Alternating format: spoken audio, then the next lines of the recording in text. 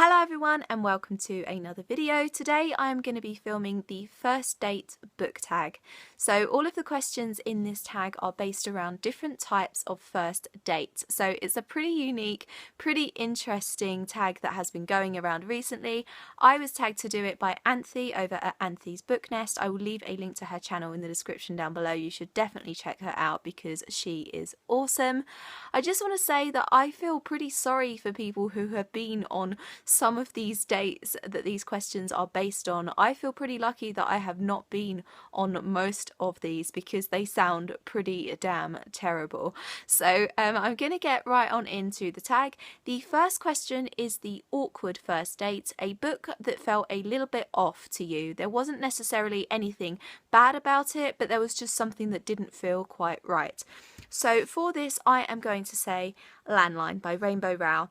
I read this when it was brand new a couple of years ago, and I'd already read Eleanor and Park and Fangirl, and I didn't enjoy this as much as I enjoyed them. And I don't know whether it's because this is an adult book, and obviously the two that I read before are YA, and I don't know if Rainbow Rowell is basically a better YA author as opposed to an adult author, but I just didn't really kind of get into it as I did with certainly Eleanor and Park and Fangirl as well. It's still a pretty good book though. It's about a woman who is having marital problems, and while she is spending some time away from her husband for work reasons, she finds an old landline telephone at her parents' house, and she discovers that when she picks up the receiver she can talk to her husband in the past when she first met him, and this helps her to rekindle her feelings and rediscover her faith and strength in the marriage. So it is a really happy, light, fluffy story, and I did really enjoy it, but I just didn't enjoy it as much as I did Rainbow Rowell's other work. So I guess that is why it is a book that just felt a little bit off for me. So yeah. The next question is The Cheap First Date, a book that wasn't as good as you expected it to be. And I just want to say that a cheap first date isn't necessarily a bad thing to me. I mean, a guy does not need money to take me on a date personally, but I guess that's just like a matter of opinion. But anyway, the book I have chosen for this is The Rest of Us Just Live Here by Patrick Ness. There was quite a lot of hype going on around this book when it first came out, and I was really excited about it. It is supposed to be about the people who live in the world where there is a chosen one, but they themselves are not the chosen ones, and it's just about them trying to live their regular high school life. And although it is obviously it's supposed to be about regular people, it did just fall a little bit flat because it kind of just came across as a very general regular story. And I don't know if that's because obviously the characters were supposed to be regular people, but I didn't really enjoy it as much as I wanted to, and I was quite disappointed in it because I do normally love Patrick Ness, but yeah, I just wanted a little bit more from it. The premise made it sound a lot better than I thought it actually was, so yeah. The next question is The Well Prepared First Date, a book that was better than you expected it to be. And for this, I have to say Illuminae by Amy Kaufman and Jay Kristoff. When this first came out a couple of years ago, I didn't really have that much interest in reading it, and then I saw it for quite cheap recently, and I just thought, okay, well, I will give it a go. And I'm really, really happy that I did because I was pleasantly surprised. I really, really believed in the romance, which is a really important trope for me in any book basically of all genres, and yeah, I really loved it. I'm not immediately excited to read the sequel, which I know is out now, but I may read it at some point in the future. So yeah, it was a lot better than I expected it to be.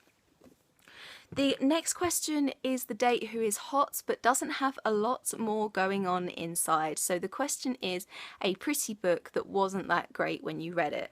And for this, I have to say An Ember in the Ashes by Sabaa Tahir. Again, this had a lot of hype surrounding it when it first came out, and I pre-ordered the American hardback edition because it is gorgeous and so much prettier than the UK edition. And when I read it, I just was a little bit underwhelmed. I didn't find the story that original.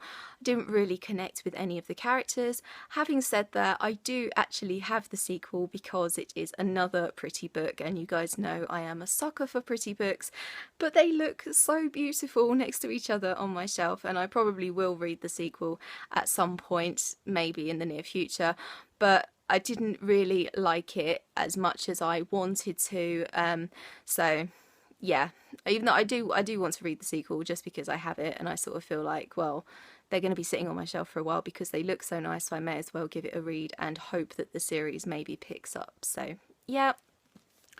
The next question is Blind Date, a book that you knew nothing about before reading it. And for this, I have to say The Hunger Games by Suzanne Collins. I knew absolutely nothing about this book, nothing about this trilogy when I picked it up. I didn't read any YA, pretty much, not a lot anyway, when I read this book, and I read this just before the film came out. Obviously everyone was talking about the film, everyone was saying it was amazing and how amazing the books were, so I picked this up and I didn't know anything about it. I just knew that it was a really big film that was coming out and I wanted to read the book before I went to see this amazing film, so I read it and I am now a pretty big Hunger Games fan. So yeah, I didn't even really know what YA dystopian was when I picked this up. I think the only other dystopian book I'd ever read before this was 1984.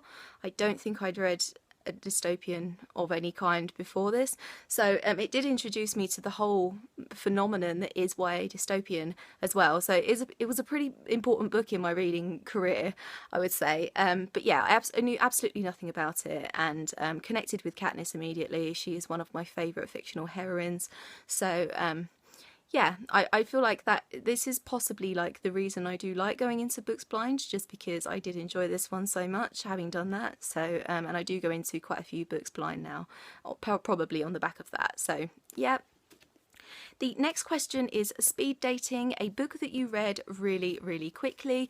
And for this, I have to say Finding Audrey by Sophie Kinsella. I read this for the Rainbowthon read-along that I did earlier on in the year, and I read it within a day, which was good because I was trying to get through a lot of books in that week anyway, and I just flew through it. It was a really light, easy read.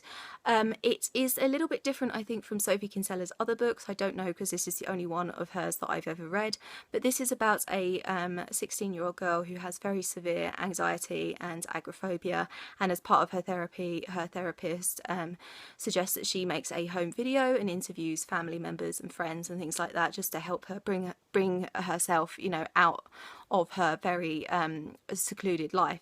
So it is a very uplifting read. There was a lot of dark issues involved, but I really, really enjoyed it. And as I said, I flew through it, and I was actually at work for most of that day, but I still managed to read it all in one day.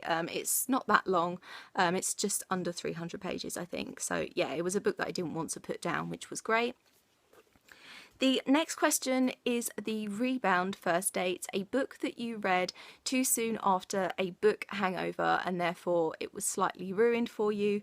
And for this, I have to say, I'm afraid, Heir of Fire by Sarah J Maas.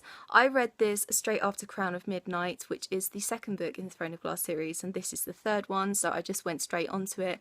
And Crown of Midnight is my favourite in the Throne of Glass series, and the ending of that book just left me completely ruined and just in a total state of shock. And for some reason, to remedy that, I picked up Heir of Fire, and sadly this is not one of my favourite books in that series. I have only read the Throne of Glass books once each, so I've only read them all through once.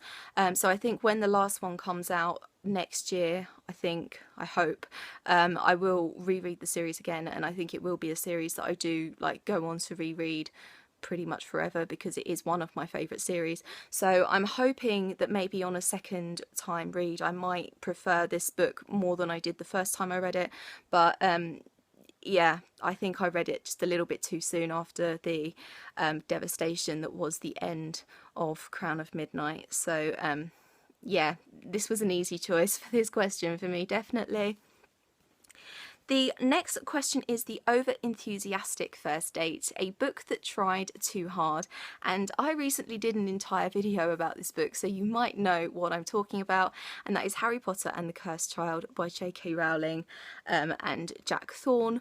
I just felt that they were trying to pack too much nostalgia in it. They were trying to pack too much of the original series into it, which I did love, but it just kind of felt like it was trying to be as good as that, whilst knowing that it never would be as good as that, if you know what I mean. I will leave a link to my book chat of this book in the description down below, but it is full of spoilers, so I recommend not watching it if you haven't read this but plan to.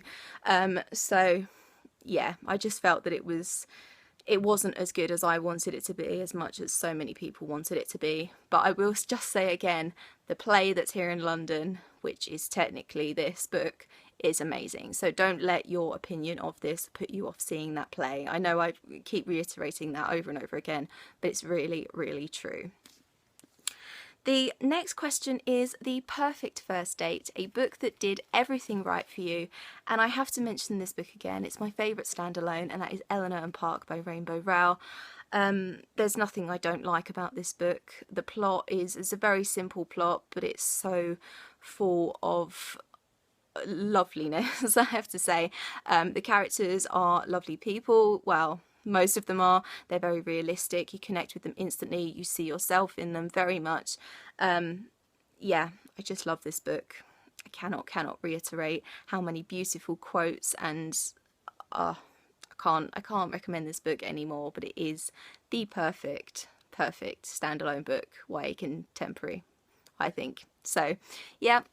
And the last question is the humiliating first date. So I've never had a humiliating first date, but if you have, then that sounds really terrible, and I'm very, very sorry. The question is a book that you are embarrassed that you like. And I don't actually have an answer for this question, because I just feel like if I like a book, I shouldn't be ashamed of it. I shouldn't really care what other people think of my opinions. And I do kind of feel like every book or series of books has its own fan base.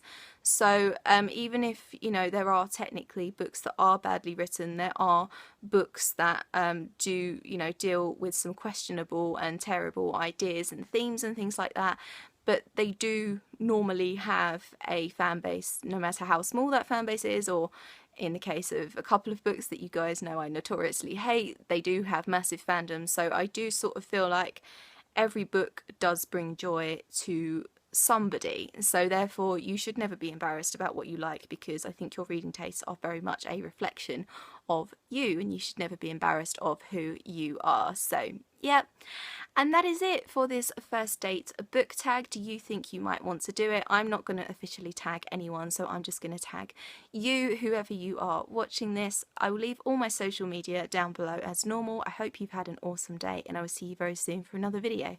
Bye bye.